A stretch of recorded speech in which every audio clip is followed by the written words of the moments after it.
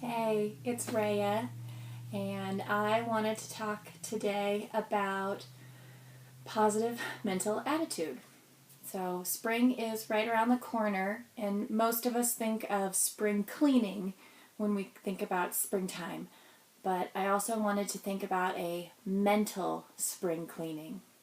I realized that I've kind of got this negative soundtrack going on in my head, and I want to make that change. So, I've come up with some ideas that I think will help, and I wanted to share them.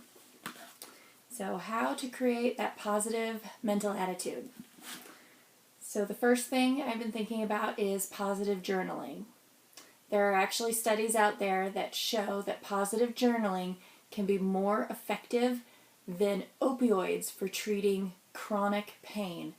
And part of that is because our primitive brains are trained to see what's wrong with the situation. And, prehistoric times, that would have saved our lives. When you're next door to a saber-toothed tiger, it's eat or be eaten. So we are designed to notice what is wrong. But in our modern society, where food and shelter are not a life or death situation for most of us, then that negative soundtrack acts out in other ways. And so we can actually train our brains to focus on the positive, but it takes a little bit of work. So the first one is positive journaling. And the simplest way to do this is to get any notebook or journal and every day write down 3 things that you are happy for and why that's positive. And the why helps because it connects you back to your goal or whatever the purpose is. And these things don't have to be big. It can be really little things. So for me this morning, I am glad that I was able to wake up early because it gave me time to exercise and organize my day before I needed to get it actually started. Another positive for me is always going to be my freebies, and usually they're samples.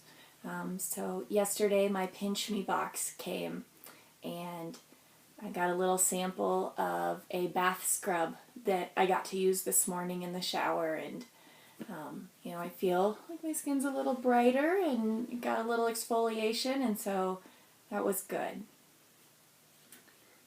Another option that I've been doing for a little while, maybe 6 months now actually, is a 1-sentence journal, and this is the Happiness Project. This one's kind of fun because it's a 5-year record.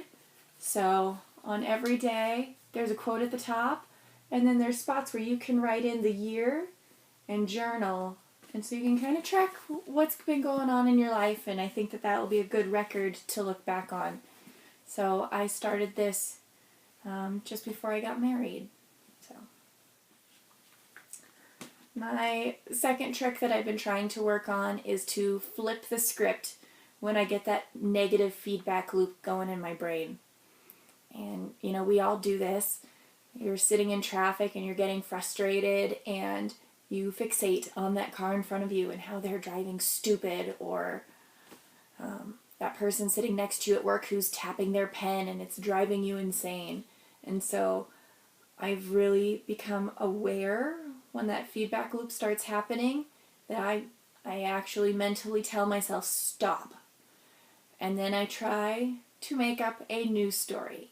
It helps flip what's going on in my head. So, for example, when my husband leaves his dirty dishes everywhere except the sink, and my negative mental feedback is telling me that he's doing this on purpose and he's doing it to get me and he knows this makes me mad. And of course, none of that is true. I don't even figure into that equation when he leaves his dishes somewhere that they don't belong. And so I tell myself, oh, there must have been a spider. He had to chase the spider and kill it. He was trying to protect me from the spider.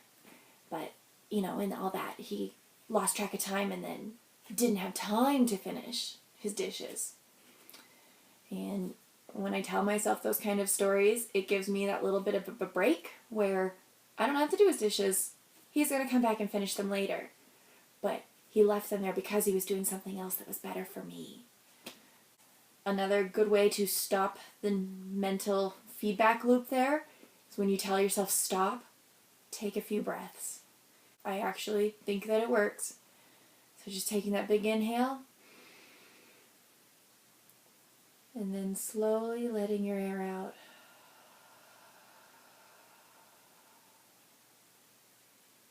And if you do that a couple times, it does become a good reset. You're focused on your breathing instead of what was bothering you, and it gives you that mental break for just a moment. And let's see, the third thing on my list is thank you cards. Shameless plug for a sponsored post. I received a pack of 48 thank you cards in 6 different designs. And I'll show the photo here in just a moment. So I received these products for free in exchange for this video. But I am thankful that I received them for free and that I get the opportunity to practice my YouTube video skills and I get to share them with you. And hopefully they will help me remind myself to focus on the good. So the basics of a thank you card is when somebody does something for you that's nice and it makes you feel good, if you tell them, it will make them feel good that they did something to make you feel good. And you see, you've created this positive feedback loop now. Of course, say thank you in that moment. But to follow up with a handwritten thank you card reaffirms that. And it creates a memento for that moment that that person can look back at. And if they need a little pick-me-up, they've got that available to them now too. So I hope that these 3 options are things that you either already implement or that might fit nicely into your attitude of gratitude. Thanks so much for watching. Leave me a comment down below about what you do to say that you're thankful. Thanks. Bye.